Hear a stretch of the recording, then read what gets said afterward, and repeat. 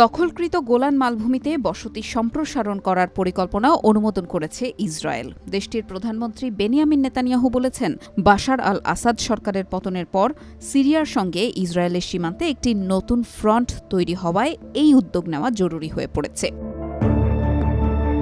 Netanyahu জানিয়েছেন, Israel Golan মালভূমির জনসংখ্যা দ্বিগুণ করতে চায়। ১৯৬৭ সালের ৬ দিনের যুদ্ধে গোলান মালভূমি দখল করে নিয়েছিল ইসরায়েল। তবে আন্তর্জাতিক আইনে এই দখলকে অবৈধ হিসেবে বিবেচনা করা হয়। বিবিসির প্রতিবেদনে বলা হয়, সিরিয়ার সঙ্গে অস্ত্রবিরতির চুক্তি থাকার পরও বাশার আল আসাদ সরকারের পতনের পর গোলান মালভূমি ও সিরিয়ার মাঝে থাকা বাফার জোনে ইসরায়েলি বাহিনী প্রবেশ করেছে। ইসরায়েল বলছে, সিরিয়ার ক্ষমতা পরিবর্তনের ফলে অস্ত্রবিরতির শর্তগুলো ভেঙে পড়েছে।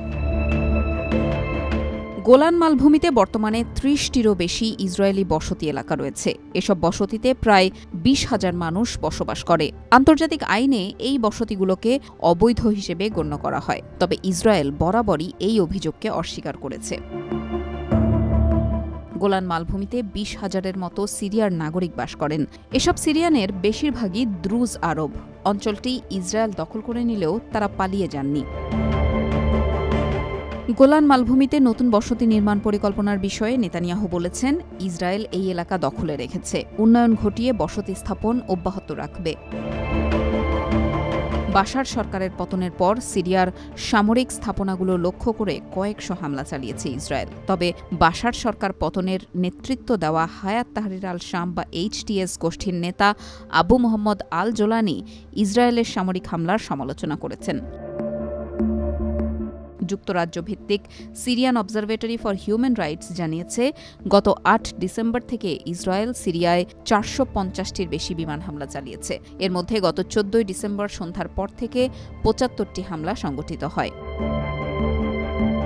ইসরায়েলি হামলার প্রতিক্রিয়ায় জোলানি বলেছেন, এই হামলাগুলো লাল দাগ অতিক্রম করেছে এবং অঞ্চলটিতে উত্তেজনা বাড়ানোর ঝুঁকি সৃষ্টি করেছে। তবে এটাও বলেছেন, সিরিয়া কোনো প্রতিবেশী রাষ্ট্রের সঙ্গে সংঘাতে যেতে চায় না। সম্প্রতি জোলানির নেতৃত্বাধীন ইসলামপন্থী হায়াত তাহরির আল শাম বা আরও কয়েকটি বিদ্রোহী গোষ্ঠী আকস্মিক আক্রমণের মাধ্যমে দ্রুততম সময়ের মধ্যে সিরিয়ার রাজধানী দামেস্কের নিয়ন্ত্রণ দখল করে নেয়। এই অবস্থায় প্রেসিডেন্ট বাশার আল আসাদ ও তার পরিবার রাশিয়ায় পালিয়ে যান। বিদ্রোহী গোষ্ঠীগুলো বর্তমানে একটি অন্তর্বর্তীকালীন সরকার গঠনের কাজ করছে, যার তাত্ত্বিক প্রধান হিসেবে রয়েছেন জোলানি।